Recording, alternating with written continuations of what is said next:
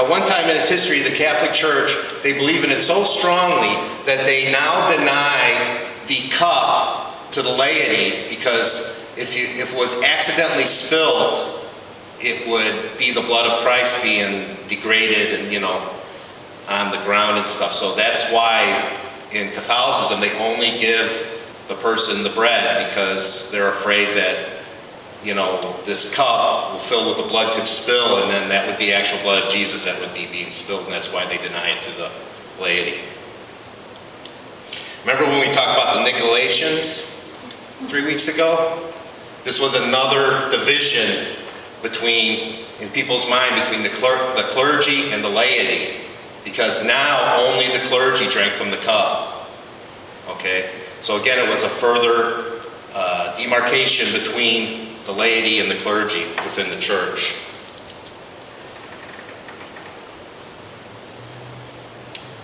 Remember also from 3 weeks ago we talked about how each church follows a basic pattern with a little bit of deviation here and there, but they follow this basic pattern of description. They're commended for something, they're condemned for something, the exhortation, and then the promise, right? The commendation for this church is their works of love, faith, ministry, and patience. Okay? Those are all good things, right?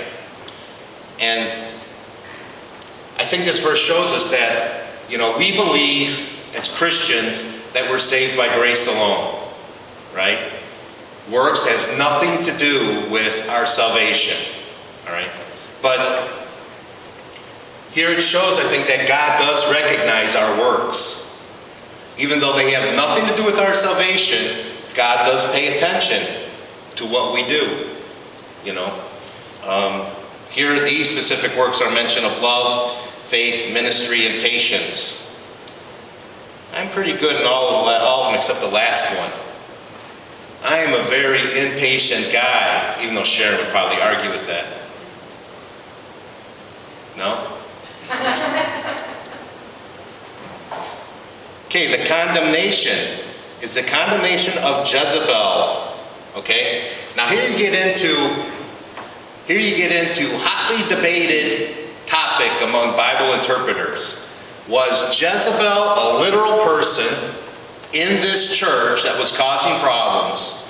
Or is this an allegory to the Jezebel in the Old Testament and fitting for the historical prophetic interpretation again of what Jezebel represents for this age of the church? You see the divisions there? Who was Jezebel? Jezebel was a pagan princess, who married the king Ahab of Israel and introduced pagan worship into the nation of Israel. That's important to remember as we continue this fast sermon today. All right? She was a pagan princess who married King Ahab, king of Israel, and introduced pagan worship into Israel. Okay? Now, as I've been struggling with this passage over the last week, trying to get this sermon put together, I'm kind of of the opinion, because when you read the passage is reading like they're talking about a literal person in some aspects. Then other aspects of it, it seems like it's going beyond that. I'm of the opinion that Jezebel in this church was a literal person. All right? But at the same time, she's a type of what this church was suffering and what churches will suffer from in the future, of paganism being introduced to Christianity. So it's kind of like, watch out, don't be like Jezebel, even though churches are being like Jezebel. You see what I'm saying? So I kind of fall in the middle. Jezebel's a literal person. Jezebel's just a type for paganism being introduced into the church. I'm kind of in the middle, that she was a literal person in this church and is also a type of what's going to happen. Okay? Paganism being introduced into the church. Now this is the part of the sermon that's going to be a long time. Notice how I zoom to this part, okay? Paganism being introduced into the church.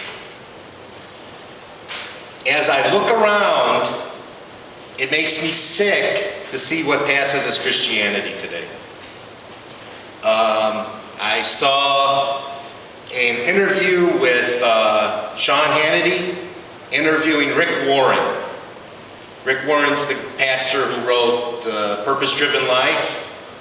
And if you actually look at what Rick Warren believes, it doesn't even resemble Christianity at all from a biblical perspective. It's just not Christianity.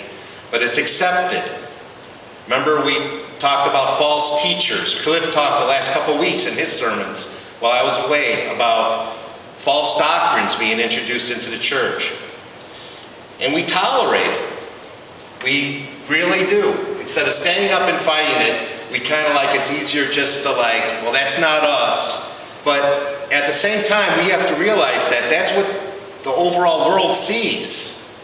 So yeah, okay, when you walk through these doors, we're not teaching that kind of junk like Rick Warren and Joel Osteen and those and Kenneth Copeland and Benny Hinn, that kind of stuff. But that is what the world sees as Christianity. And to be honest with you, men have a fallen nature, and men in our natural state hate God, and we should give them as little reasons as we can to continue in that hatred of God. You see what I'm saying? If someone hates me because they just hate me, okay, because it's their natural instinct to hate me, which most of the time it is with people, but I shouldn't walk up to him with a big stick and poke him in the eye then too. You see what I'm saying? And give them more reasons to hate me. Okay? And to be honest with you, if I was an unsaved person and looked at Joel Osteen and Kenneth Copeland and Rick Warren and this emerging church movement and all this junk that's going on out there, I wouldn't want anything to do with Christianity either. Because to a sane person, it's all pretty insane. It really is. And if you go back, since the inception of Christianity at Pentecost, false teachings began creeping into the church almost immediately. With Gnosticism, with the centralization of church authority in Rome under Constantine, which we talked about 3 weeks ago, okay, you can see the paganism creeping into the church as a whole.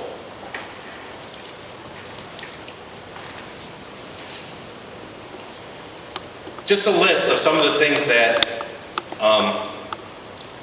that have crept into the church.